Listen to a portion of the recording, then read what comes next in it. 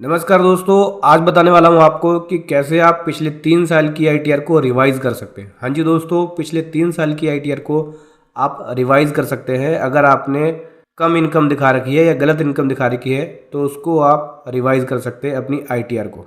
करना क्या होगा, सिंपल है। सबसे पहले तो आपको इस डाउनलोड सेक्शन में आना होगा और यहाँ से जिस भी असेसमेंट ईयर की आईटीआर को रिवाइज़ करना चाहते हैं उस असेसमेंट ईयर की यूटिलिटी को डाउनलोड कर सकते हैं। अभी कौन कौन से आईटीआर को रिवाइज कर सकते हैं, देखो, असेसमेंट ईयर 22-23, असेसमेंट ईयर 21-22 और असेसमेंट ईयर 20-21 की आईटीआर को रिवाइज कर सकते हैं। किसके अंदर कर सकते हैं? अपडेटेड रिटर्न के अंदर कर सकते हैं, सेक्शन 139(8)A के अंदर। तो आज ये बताने वाला हूँ कि कैसे आप अपडेटेड रिटर्न के जरिए अपनी पिछले 3 साल की आईटीआर को रिवाइज कर सकते हैं। तो आज की वीडियो में असेसमेंट ईयर 21-22 का बताएंगे। असेसमेंट ईयर 21-22 ले लिया और यहाँ से मैं आईटीआर 1 की यूटिलिटी को कर लूँगा। देख सकते हैं ये यूटिलिटी है जिसके अंदर सेक्शन 139(8)A है, अपडेटेड रिटर्न का ऑप्शन। तो इस यूटिलिटी को कर लेंगे डाउनलोड। मैंने ऑलरेडी डाउनलोड कर लिया है, इसको कर लेता हूँ ओपन। ठीक है दोस्तों, देखो ये है ITR 1 assessment year 21-22। Assessment year 21-22 की आईटीआर 1 को रिवाइज करने वाला हूँ मैं। उसके बाद क्या करना होगा, सिंपल है, इनकम टैक्स की साइट पे आएंगे और यहाँ कर लेंगे लॉगिन। अपना यूज़र आईडी एंड पासवर्ड जो भी है आपका, इसको डाल के यहाँ पे लॉगिन कर लेंगे। चलिए लॉगिन कर लेते हैं। जैसे ही लॉगिन कर लेंगे दोस्तों, आपको क्या करना है, फाइल पे आना है, इनकम टैक्स रिटर्न पे आना है और उसके बाद डाउनलोड प्री फाइल डाटा पे आना है। उसके बाद यहाँ से असेसमेंट ईयर सेलेक्ट करेंगे 21-22 और डाउनलोड पे क्लिक करेंगे। यहाँ से हम 21-22 के असेसमेंट ईयर की प्री फाइल डाटा को डाउनलोड कर लेंगे। ठीक है, इसके ज्योशन फाइल को। उसके बाद इस यूटिलिटी में आएंगे और यहाँ के बाद यहाँ से इंपोर्ट करेंगे प्री फिल डाटा को। प्री फिल डाटा को यहाँ से इंपोर्ट करना होगा। इंपोर्ट प्री फिल पे आएंगे, क्लिक करेंगे, जहाँ भी आपने सेव किया हो इसको इंपोर्ट कर लेंगे। यहाँ से मैंने प्री फिल डाटा सेलेक्ट कर लिया है। अब ये इंपोर्ट करना शुरू कर रहा है।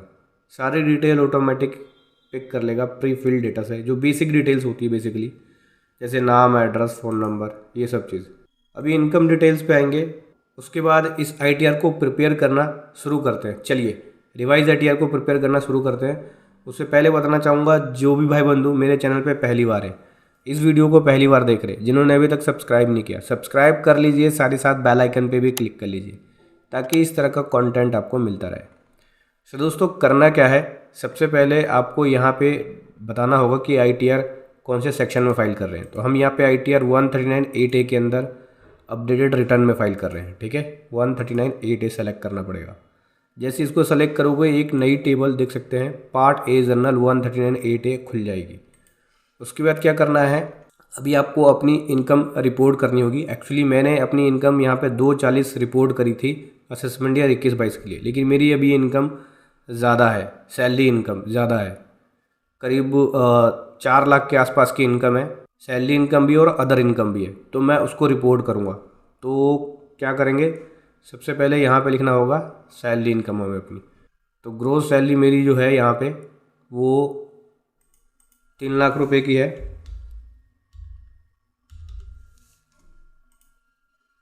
उसके बाद लगभग 1.5 लाख रुपए का अदर इनकम है मेरा।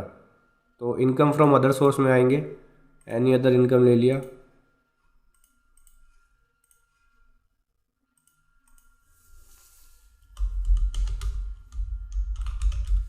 अदर इनकम है 1.5 लाख का, वो मैं यहाँ रिपोर्ट कर रहा हूँ। ठीक है, ये लिख लिया हमने 1.5 लाख की अपनी अदर इनकम। तो टोटल इनकम कितनी हो गई, 4 लाख की। ठीक है, कोई डिडक्शन वगैरह है तो वो लिख सकते हैं। डिडक्शन मेरा यहाँ पे कुछ भी नहीं है, अगर आपका कोई डिडक्शन बनता है तो वो लिख सकते हैं। अभी नीचे आएंगे, नीचे आने के बाद यहाँ पे टैक्स कैलकुलेट करेगा। उसके लिए हमें पहले शीट, उससे पहले यहाँ करेंगे वैलिडेट। यहाँ वैलिडेट कर लेते हैं। यह पूछता है कि आप न्यू टैक्स रिजीम को ले रहे हो। इनकम डिटेल में इस वाले ऑप्शन को, न्यू टैक्स रिजीम वाले ऑप्शन को यस या नो करना पड़ेगा।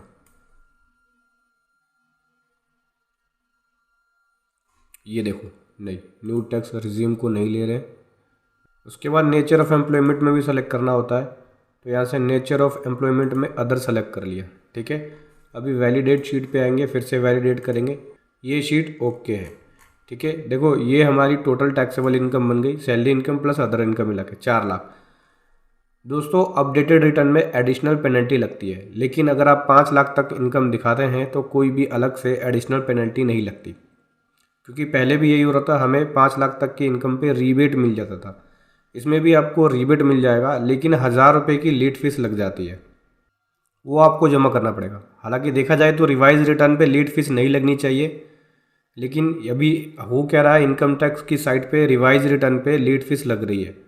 अपडेटेड रिटर्न के थ्रू भरते हैं तो वो मैं आपको आगे दिखाऊंगा। इसके बाद अगला आता है पार्ट ए जर्नल।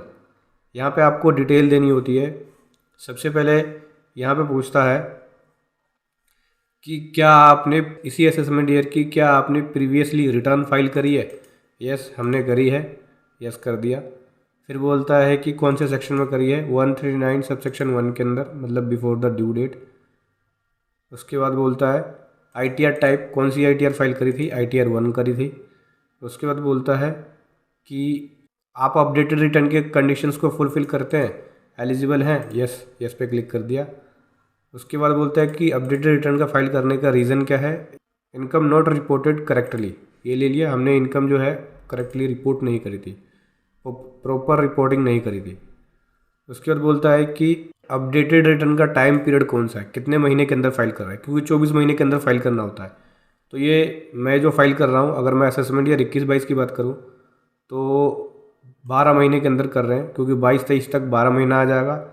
और अगर आप इसे 1 अप्रैल 23 के बाद फाइल करेंगे तो 24 महीने के अंदर फाइल होगा असेसमेंट ईयर 21-22 का, तो अप टू 12 मंथ के अंदर।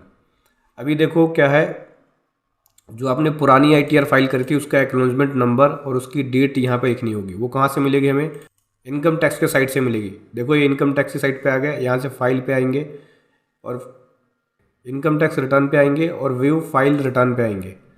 यहाँ से जो हमने असेसमेंट ईयर 21-22 की रिटर्न फाइल करी है उसका एक्नॉलेजमेंट नंबर देखो ये रहा, इसको हमें वहाँ पे लिखना होगा। कॉपी पेस्ट मत करना, टाइप करना आप। चलिए लिख लेते हैं।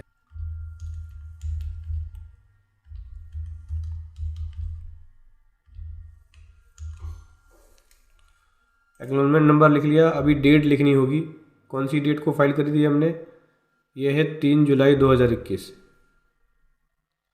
तो जो डेट लिखनी होगी वो यहाँ पे हम लिखेंगे DDMMYY के फॉर्मेट में, यानी 03/07/2022।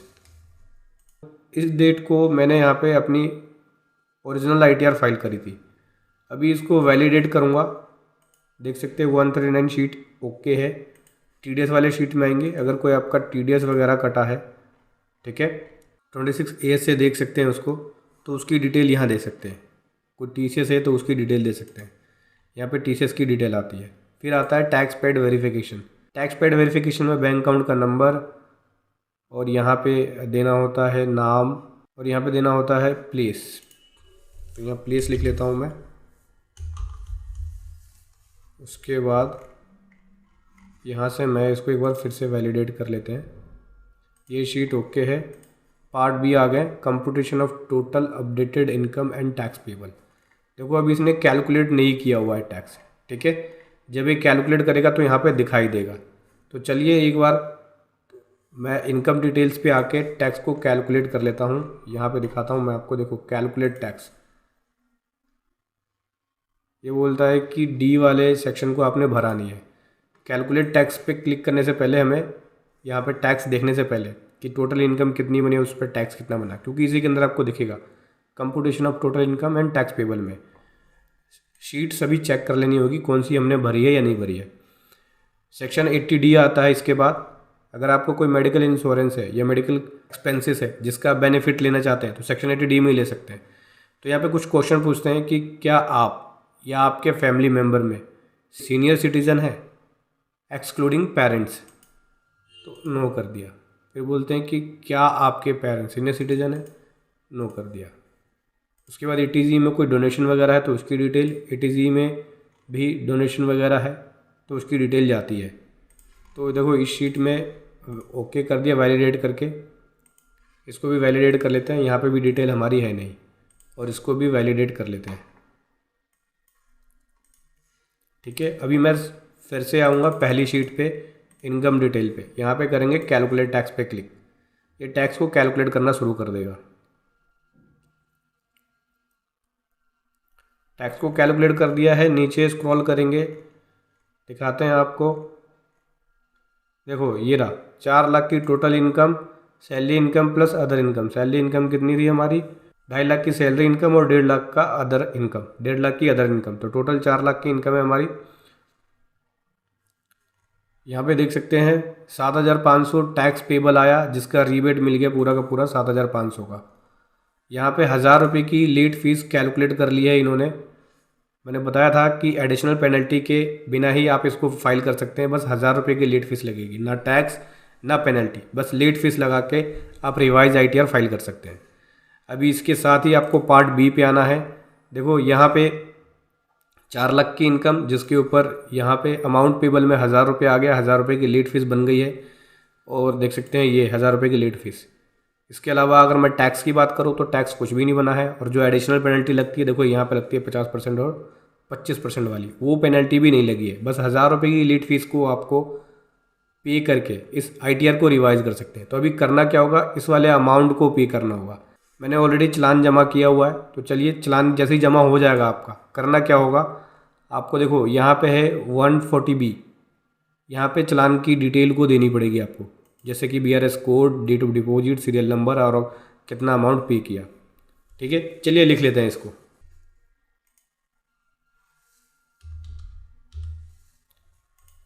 तो दोस्तों ये मैंने चलान की डिटेल दे दी। जैसे ही चलान की डिटेल दे देंगे तो टैक्स ड्यू में अमाउंट 0 हो जाएगा।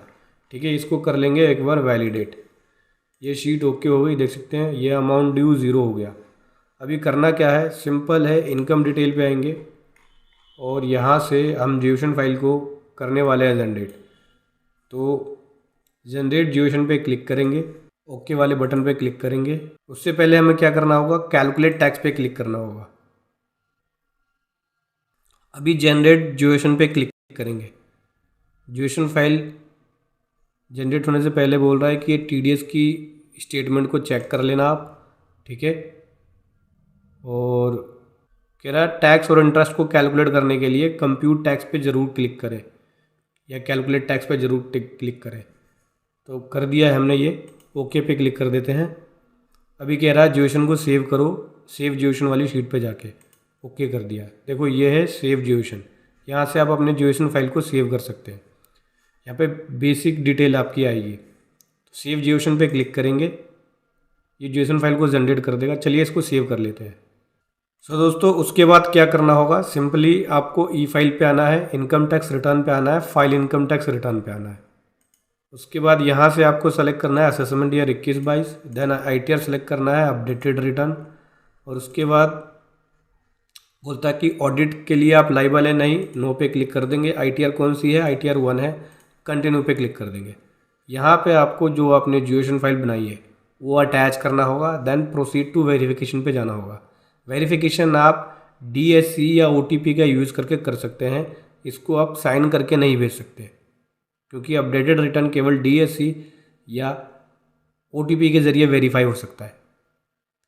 तो समझ गए दोस्तों, ऐसे आप अपनी इनकम टैक्स रिटर्न को रिवाइज कर सकते हैं अपडेटेड रिटर्न के थ्रू अंडर सेक्शन 139(8)A के अंदर। वीडियो कैसी लगी ज़रूर बताएं। Thank you so much. जय हिंद, वंदे मातरम।